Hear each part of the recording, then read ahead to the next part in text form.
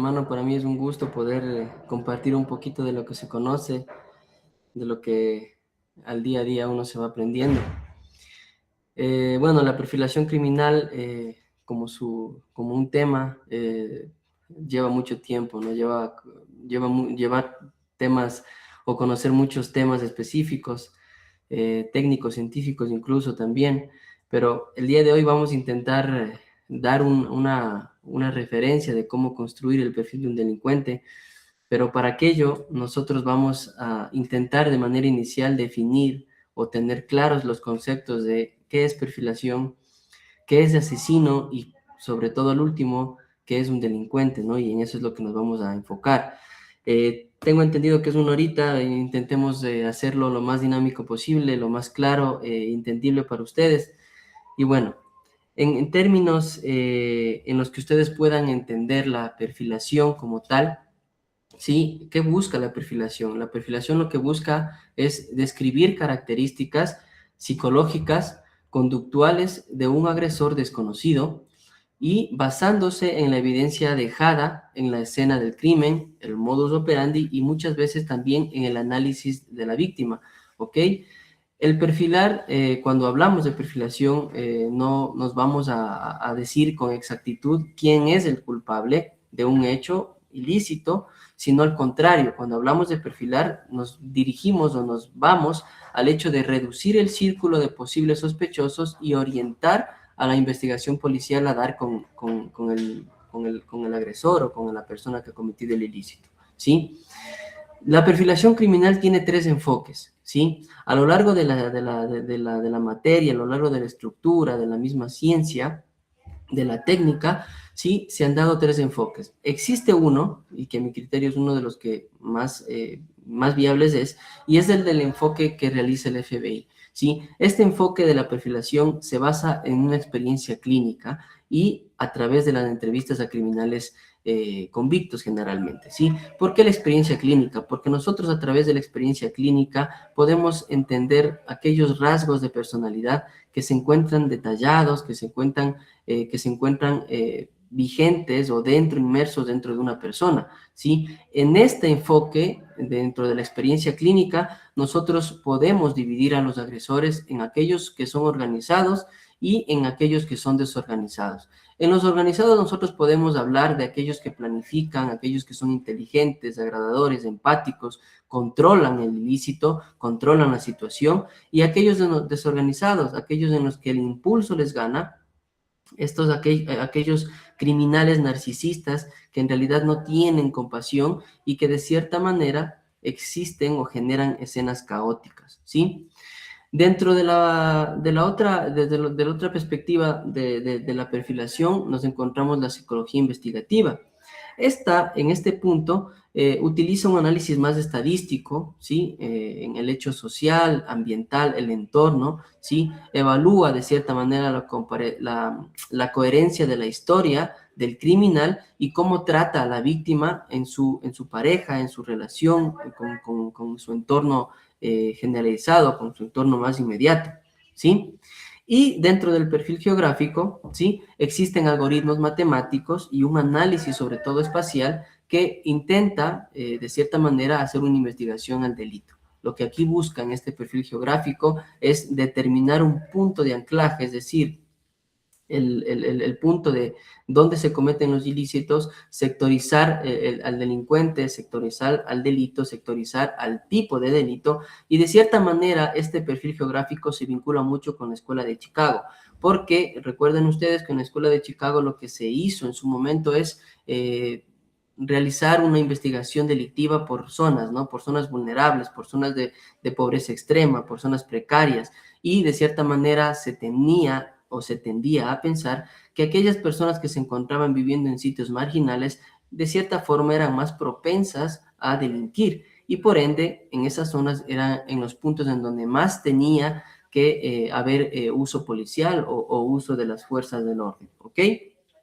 Este perfil geográfico es muy importante porque de cierta manera a la fecha actual en nuestra normativa incluso se maneja mucho esta perfilación geográfica en hechos delictivos, y que de cierta manera, ya lo vamos a hablar más adelante, ha ido cambiando mucho, pues hoy en día los delincuentes, al tener instrumentos económicos mucho más fuertes, su anclaje económico es mucho más poderoso, y ya no se ubican en zonas extremas de pobreza, ¿no? Ahora, por el sustento económico mismo que tienen ellos, están propensos a encontrarse en sitios en donde antes no podían llegar o no podían ingresar, ¿sí? Zonas exclusivas, hoteles, 5 estrellas, entonces se manejan por ese tipo de lugares en donde antes, obviamente, por su capacidad económica escasa, no lo podían hacer, ¿sí?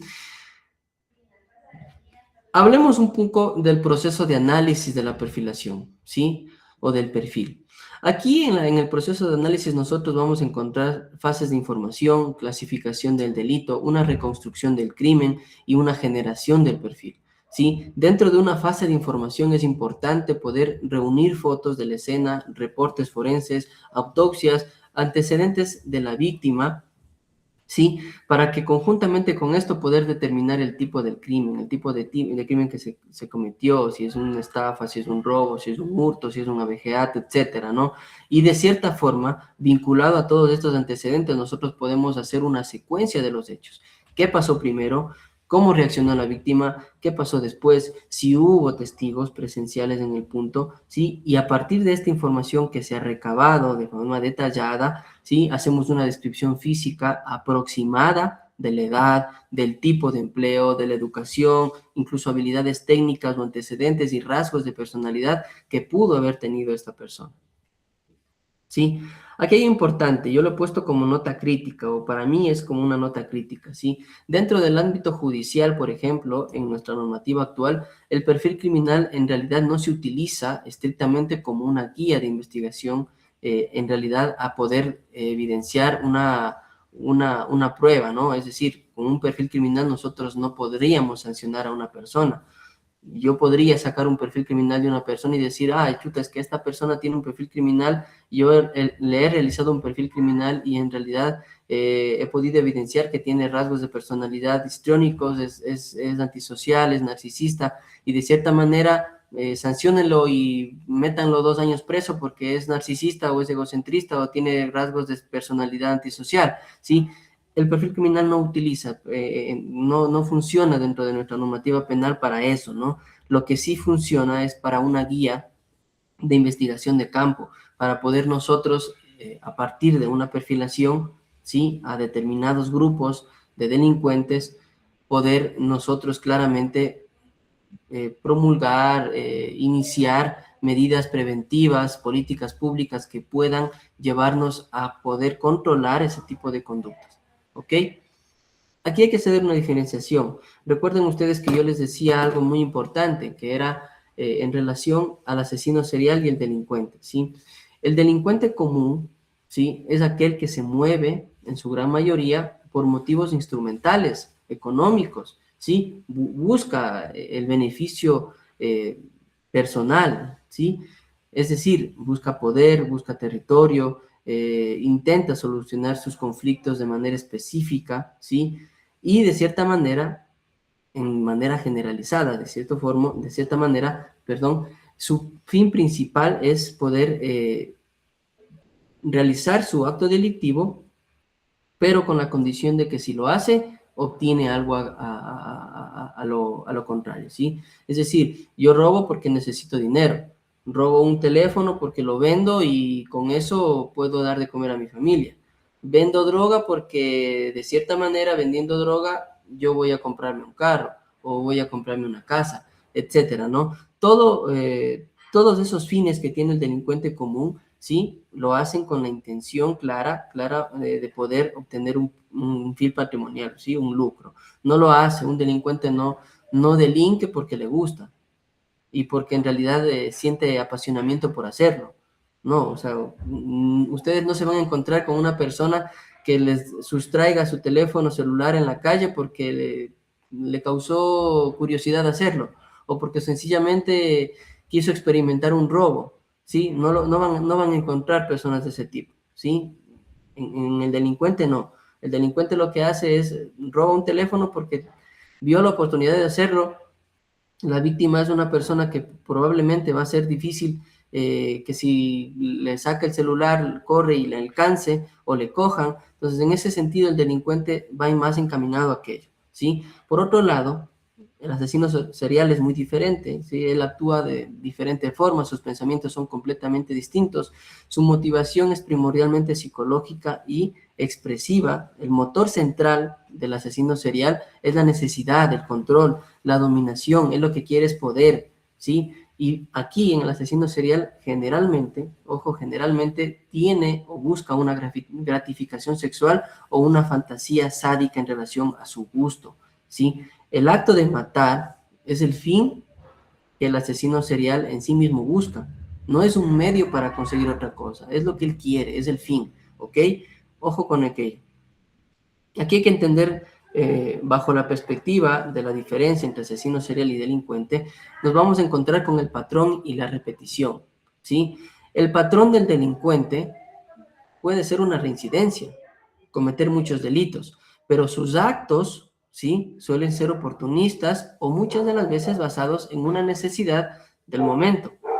No requiere necesariamente el patrón de un delincuente un ritual, una firma personal para poder decir yo estoy cometiendo un crimen. No es que una persona que roba un local o un almacén de electrodomésticos te va a decir, bueno, yo voy a robarme todo este local o este almacén de electrodomésticos y voy a poner mi firma en la pared. O voy a poner una carta, por ejemplo, se me ocurre ahorita de un Joker y en el lugar en donde yo me llevo los electrodomésticos. Un delincuente lo que menos quiere es dejar pistas, vestigios que a vísperas o a voz o a ojos de la autoridad competente o a ojos de los servidores policiales, pues claramente puedan llevarle a su ubicación, ¿ok? Y por otro lado, claramente, ¿sí? El asesino serial, él sí sigue un patrón, él sí tiene un patrón específico, ¿sí? Él sí incluye un periodo de enfriamiento, ¿sí? En el que de cierta manera, ¿sí? Es el tiempo en el que aparentemente él llega a una calma emocional entre un asesinato y otro, ¿sí? Y además, este asesino serial suele muchas de las veces dejar una firma, el comportamiento, esto complementa mucho el cometimiento de su delito, ¿sí? Es vital para poder satisfacer su satisfacción psicológica, ¿sí? Cómo posa el cuerpo, cómo lo conserva. Incluso hay asesinos seriales que llevan partes del cuerpo de la víctima para poder tenerlo como trofeo, ¿no? Miren ustedes, aquí nosotros recientemente hemos tenido esta descuartizadora de, me parece que es la de Sauce, si no estoy mal, ¿sí? De esta persona, miren, mató a su madre y anteriormente ella mató a una de sus mejores amigas, ¿ok? Entonces, miren ustedes cómo la frialdad con la que esta persona, ¿sí? Mató a su amiga y consecuentemente seguía ella manteniendo un vínculo familiar con su madre. No tuvo remordimiento, no realizaba acciones que pudieran llevarla a pensar o a llegar a pensar que ella había cometido algún ilícito, más al contrario, cometió el delito y consecuentemente de aquello tuvo la frialdad necesaria para poder mantener su vida de forma normal sin que en teoría la gente lo note, ¿ok? Eso es algo muy llamativo, porque en realidad él no lo hizo ella por un tema lucrativo. O sea, no es que le mató a la amiga por conseguir dinero, no le mató a la mejor amiga porque le iba a dejar su casa, ¿ok? Lo hizo por temas netamente internos de ella, que para poder en realidad saber por qué lo hizo, es indispensable tener una entrevista con ella y poder tener parámetros de entrevistas con ella, porque tengamos en cuenta, hay algo muy importante acá, tanto el delincuente, ¿sí? Como el asesino serial son personas agradadoras, van a querer mentirnos todo el tiempo. El delincuente siempre va a mentirnos. El asesino serial de la igual manera. Ellos nunca van a ser sinceros con nosotros. Van a contarnos lo que nosotros queremos que sepamos de ellos y algunas cosas que ellos nos cuenten, obviamente, serán con el punto o con el hecho de poder enaltecer sus actuaciones, ¿sí? Pero esperemos, o si es que en algún momento nosotros tenemos una entrevista directa con un asesino serial o con un delincuente, ténganlo por seguro que ellos de entrada no les van a decir la verdad.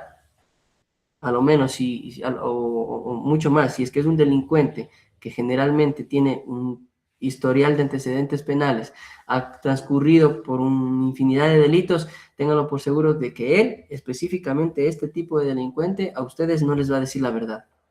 Les dirá cosas que ustedes obviamente conocen por el procedimiento, por el proceso, que conocen o que pueden tener en sus manos en relación a su historial, pero los detalles de por qué lo hicieron, de cómo surgieron, eso desde luego muy pocos van a tener esa experiencia de poder escuchar o convivir, ¿no? Ahora, dentro de este perfil psicológico, ¿sí? De la relación con la víctima principalmente, aquí hay que hacer una diferenciación muy clara. El delincuente común, ¿sí? Suele ser o tener esa oportunidad de elegir a la víctima por su vulnerabilidad, ¿ok? Alguien puede caminar por la calle solo con su teléfono en la mano. No hay cámaras, es de noche, estamos hablando de 8 o 9 de la noche, o incluso en la mañana, pero por una zona totalmente despoblada, por una zona en la que si pidiera auxilio no pudieran auxiliarle. Entonces, lo hace por una oportunidad de vulnerabilidad, ¿sí? Rara vez hay una fijación rara vez hay una fijación psicopatológica con el tipo de víctima. Es decir, el delincuente común, el delincuente que nosotros tenemos en nuestra vida diaria, actúa muchas de las veces por impulsividad, por desesperación o por dinámicas de grupo.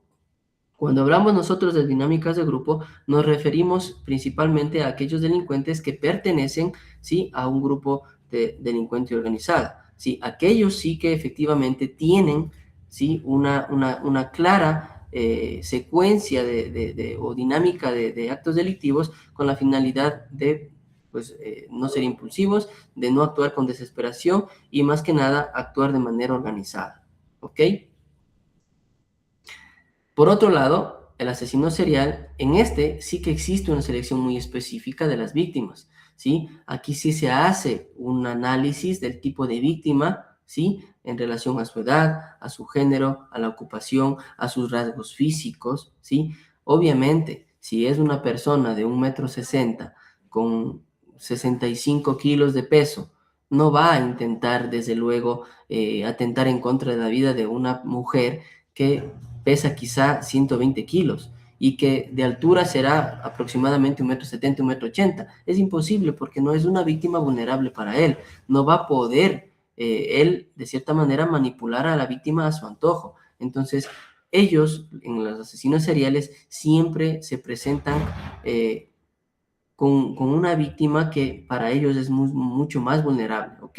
En relación a aquello, los asesinos seriales, en estos sí que se presentan con frecuencia trastornos graves de personalidad, la psicopatía, por ejemplo, el trastorno antisocial, acompañados estos de una total ausencia de empatía, trastornos, la falta de la habilidad afectiva, no sienten el dolor, no sienten pena, no sienten angustia, ¿sí?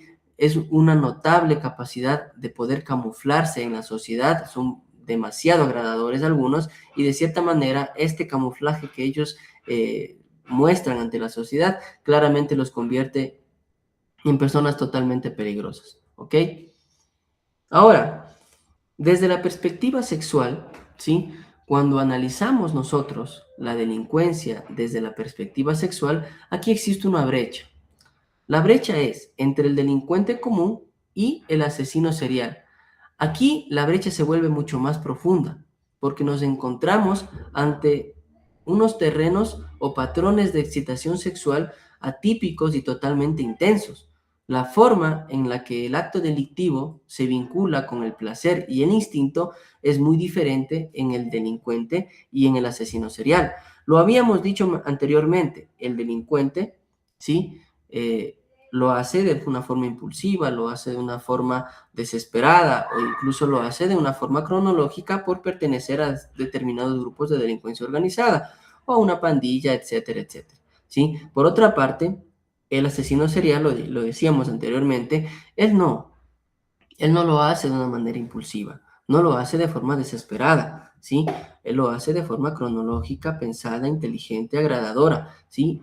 Esa es una perspectiva sexual en el punto en el que claramente el instinto y el placer de unos y otros es totalmente diferente. En el delincuente, por ejemplo, radica la diferenciación en el placer.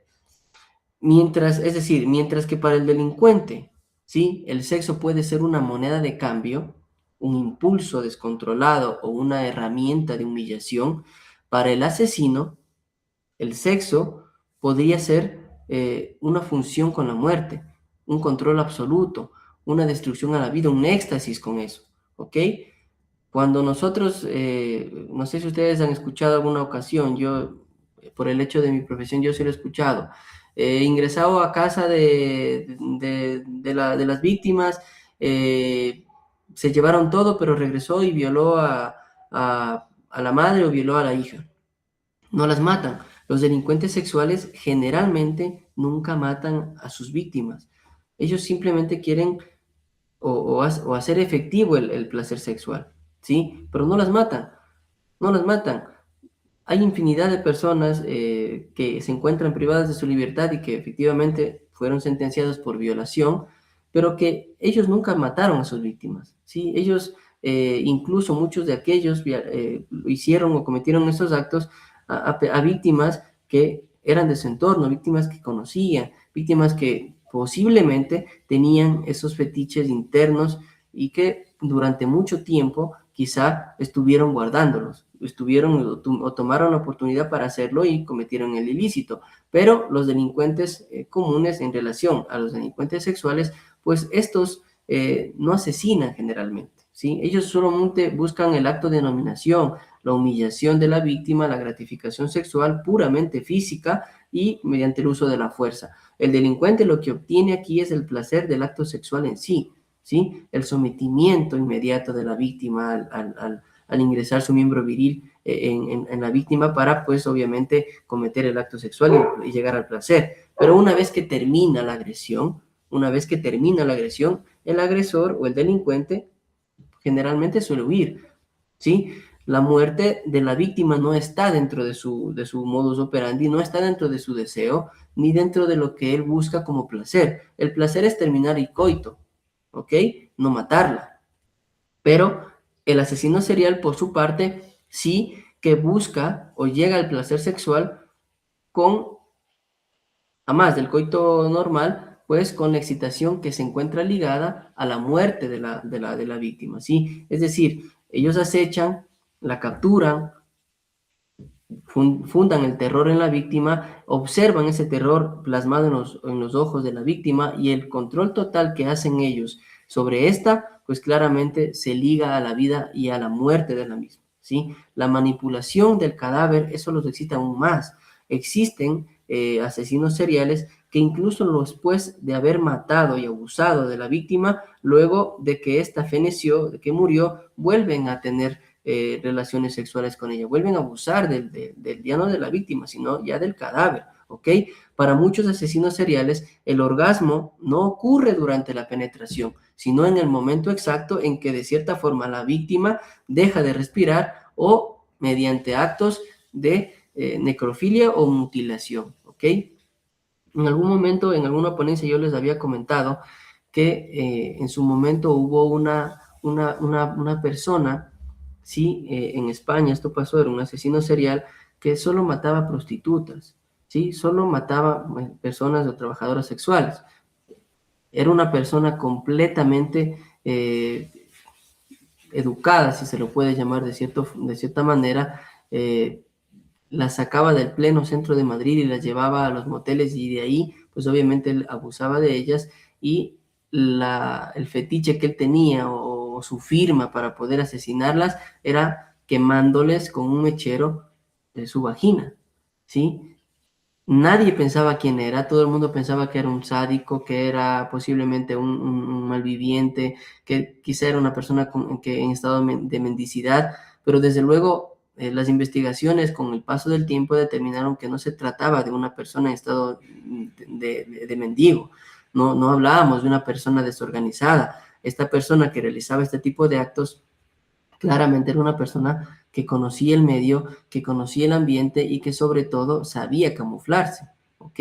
Entonces es muy importante hacer esta diferenciación, ¿sí? Ahora, una vez que nosotros hemos a breve rasgo hemos hablado de lo que es una perfilación, hemos hablado de lo que es la diferenciación entre un asesino serial y un delincuente. Nosotros aquí nos vamos a guiar específicamente en cómo perfilar un delincuente, ¿sí? Pues el perfilar un delincuente no es que uno tiene la intuición o esto es un acto de premonición o uno llega a adivinar quién es un delincuente, ¿sí? Para poder nosotros perfilar a un delincuente, nosotros tenemos que realizar un método sistemático, ¿sí? En donde cruzamos evidencia física con la conducta humana, ¿sí? El proceso sigue una lógica inversa, se parte de un resultado final, es decir, la escena del crimen y la víctima para poder reconstruir de cierta forma el comportamiento del agresor y a partir de ese comportamiento nosotros podemos deducir rasgos psicológicos y demográficos. ¿Ok? Eso es muy importante.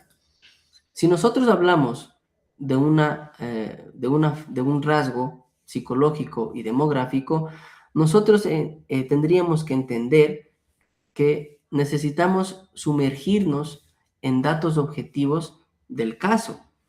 No podemos perfilar con un mero resumen policial. Las partes policiales lamentablemente son referenciales, son extractos de lo que pasa en el momento. Pero nosotros, si queremos perfilar un delincuente, no podemos sumergirnos en netamente guiarnos en un resumen policial. Si nosotros queremos perfilar, nosotros tenemos que conocer el lugar de los hechos, tenemos que conocer esa zona, tenemos que hacer un mapeo de qué tipo de delitos surgen en esa zona, qué tipo de personas, ¿sí? De qué círculo social se manejan en esa zona en donde se ha cometido ese ilícito y de cierta manera con esos antecedentes nosotros podemos empezar una investigación criminal o empezar a perfilar, ¿sí? Existen informes forenses, principalmente estos de autopsia, en donde de cierta manera se determinan la causa, el arma que se utilizó, el nivel de fuerza que se utilizó y si existen agresiones post-mortem o pues ante-mortem, antes o después de la muerte. Existe también el hecho pericial de poder hacer fotografías y videos de la escena, la posición del arma, indicios que se encontraron en el lugar, si es que el acceso al ilícito fue forzado, fue libre, si fue ordenado, si estuvo limpio, si al salir regó algo, etcétera, ¿no? Entonces, las respuestas claras ante estos hechos claramente vienen también de los testigos, ¿sí? Los horarios precisos, condiciones incluso hasta climáticas del momento del hecho que pudieron claramente llevar a esta persona que está perfilando un ilícito, pues dar con determinadas características, ¿no? O, como lo decíamos al inicio, llegar al punto de poder hacer una perfilación de determinados sujetos que pudieran estar propensos a cometer ese ilícito, ¿no? En relación a sus características, altura, tez, etcétera, ¿ok?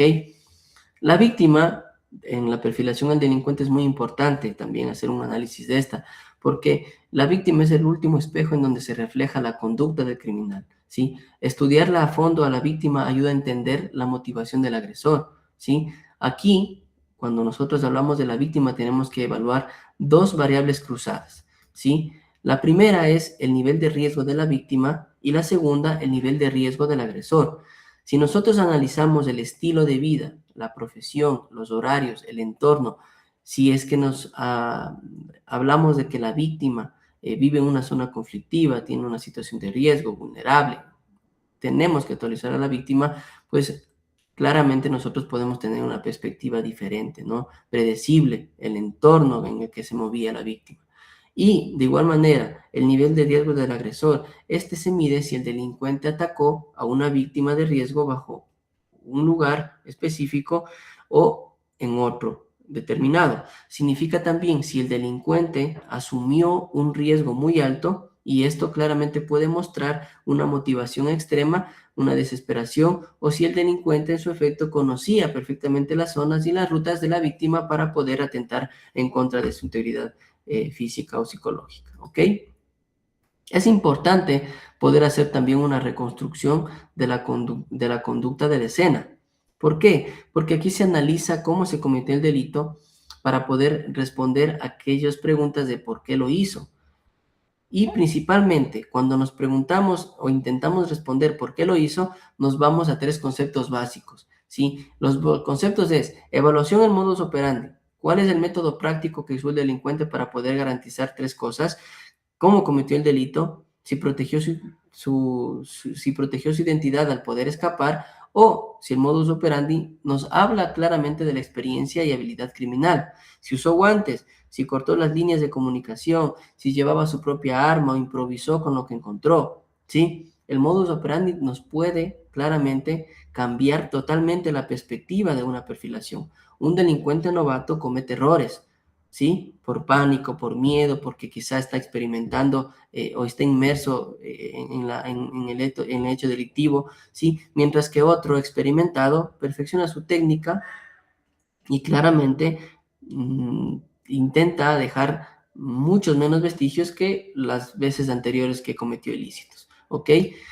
Por otro lado, en el punto de la firma, que recuerden ustedes, hablábamos de la perfilación, aquí el delincuente en realidad no busca satisfacer una necesidad egocentrista, psicológica o fantástica de poder decir que el que está robando las casas o el que está robando vehículos es un capo. A él no le interesa que tener reconocimiento. Mientras menos personas sepan quién es mejor, ¿sí? El proporcionar claramente distintas formas de vestir, distintas formas de taparse, de cubrirse, pues esto claramente sí que lo hace el delincuente, ¿no? Siempre utiliza diferentes rutas de salida, rutas de ingreso. Generalmente el delincuente no suele rondar la zona en la que generalmente comete sus ilícitos de manera inmediata. Deja pasar un tiempo, comete un delito en una zona y deja pasar un tiempo para volver a hacer un chequeo de cómo está el punto, ¿no? De cómo está la zona en la que él robó, en la que él cometió el ilícito. Entonces es importante también conocer aquello. Los actos de escenificación, ¿sí? Lo que el perfilador hace muchas de las veces es detectar si en la escena que se encontró un ilícito, esta es real o ha sido manipulada, ¿sí? Si es que es real, pues determinar y recoger vestigios. Y si fue manipulada, intencionalmente saber por quién, por el delincuente para poder desviar la investigación o por las propias autoridades, ¿ok? Eso es muy fácil de saberlo, ¿ok? Es muy importante también. Ahora, dentro de la tipificación de la conducta, ¿sí? Los analistas mencionan que clasificar al delincuente dentro de una dentro de dos grandes categorías, como lo son los organizados y los desorganizados, es muy fácil, ¿no? Porque claramente al delincuente se lo cataloga por su experiencia, ¿sí? Y pueden ustedes mencionarme y decirme, pero ¿cómo podemos nosotros catalogar al delincuente por su experiencia, por sus antecedentes penales? Cuando nosotros nos encontramos ante un delincuente y este está detenido, pues nosotros a este lo catalogamos por todos sus antecedentes. Es decir, inició con hurto, inició con estafas, inició con abusos de confianza, posteriormente robo con fuerza, después asesinato, consecuentemente un cúmulo de delitos que generalmente sí que se ligan uno con otros. Entonces aquí sí quiero pararme un poco y recalcar algo que en su momento yo sí lo hablé, y es un hecho que todos los seres humanos tenemos y que es la amígdala cerebral, ¿sí? Científicamente se ha comprobado que las personas que tienen de cierta manera una especie de atrofia en la amígdala cerebral son personas que probablemente pueden estar propensas a cometer delitos. ¿Sí? Entonces, ¿qué quiere decir? Que nosotros, para poder en algún momento cometer delitos, vamos a estar expuestos por el entorno, por el medio, por las circunstancias. Es decir, las personas que están aquí, Camila, María, Alex, Kevin, en cualquier momento, si nosotros hacemos una cronología de hechos, podemos llegar incluso a cometer delitos, ¿sí? Podemos estar expuestos a encantarnos por el cometimiento ilícito, ¿sí? Entonces es importante en el constructo de un perfil del delincuente poder hacer un análisis del entorno, ¿sí? Es importante saber de dónde viene el delincuente, es importante saber cuáles fueron los primeros delitos que él cometió, ¿sí? Porque los primeros delitos que él cometió son los que los van a definir, ¿sí? Generalmente, si yo empiezo cometiendo delitos de hurto, lo que voy a hacer es, consecuentemente, un estafador, ¿sí? Porque no utilizo la fuerza, utilizaría la suspicacia, ¿sí? Para poder defraudar a otra persona, para poder intentar hacerme con algo que no es mío, pero sin utilizar la fuerza, sin herir a esa persona, o por lo menos de forma física. Consecuentemente de aquello, para que esta persona o este delincuente que ha cometido o ha iniciado cometiendo delitos menores y que empiece, ejemplo, a realizar delitos con armas, ingresa incluso a grupos de delincuencia organizada, desde luego ahí debe investigarse cuál fue la ruptura, qué pasó en el transcurso de que esta persona de robar empezó a traficar droga, qué pasó, cuáles fueron sus necesidades en ese momento, ¿sí? En el punto sexual es muy importante. Ustedes se han preguntado por qué los delincuentes generalmente tienden a un abuso por el consumo de personas que se dedican a la práctica sexual, es decir, a las trabajadoras sexuales. Ustedes se han puesto a preguntar por qué los delincuentes generalmente tienden a hacer uso excesivo de los servicios de las trabajadoras sexuales. La respuesta es muy fácil. Pues porque estos delincuentes lo que no quieren es tener, primero, un apego emocional que pueda hacerlos vulnerables. Segundo, lo que ellos no quieren, o bueno, lo que ellos no pueden aceptar, es que en realidad les cuesta y les dificulta vincularse con una mujer en el entorno, ¿sí? Y que una persona acepte a un delincuente por lo que hace, es muy complicado, ¿sí? Entonces, este pensamiento claramente los vincula a que ellos tengan o tiendan a abusar del consumo de personas que se dedican a la prostitución para poder efectivamente satisfacer sus deseos sexuales, no tienen compromisos con esta persona, no generan una empatía con esta persona, ¿sí? No tienen esa responsabilidad de poder cotejar o cortejar a esta persona, o peor aún, de enamorarla. Lo que ellos quieren es simplemente cumplir su placer sexual y consecuentemente con ello, pues, seguir con su vida delictiva, ¿no? Entonces, ese es un tema que en realidad genera mucho, ¿no? Porque en algún momento se intentó decir que estas personas tenían o tendían a utilizar a trabajadoras sexuales por el hecho de que eran personas que tenían exceso placer por el sexo, y no es así, es principalmente por el hecho de que el delincuente, ¿sí? Le cuesta mucho relacionarse con la sociedad por el hecho mismo de que es parte del deterioro de la misma. Entonces, él no puede vincularse con la sociedad, él no puede cortejar a una mujer. Le da mucha vergüenza, en el fondo, poder decir, mira, yo robo, yo asalto, yo mato y quiero que te enamores de mí por lo que yo hago. Habría que ser muy loco enamorarse de una persona que de frente le diga, yo voy a enamorarme de ti, pero que sepas que yo robo, yo mato, yo asalto, yo vendo droga. Entonces es difícil, ¿sí? En una sociedad como la nuestra, que el delincuente pues pueda abrirse y pues consecuentemente de aquello es lógico, ¿no? Esos gustos extraños por el apetito sexual, ¿ok?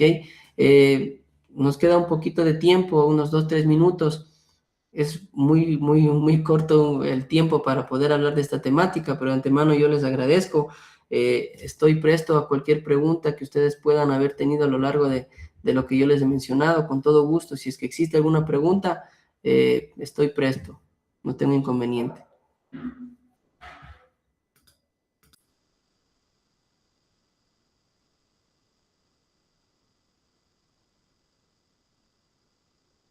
De mi parte, muy buenos días, doctor. Todo muy interesante y no tengo ninguna pregunta, todo muy claro, gracias.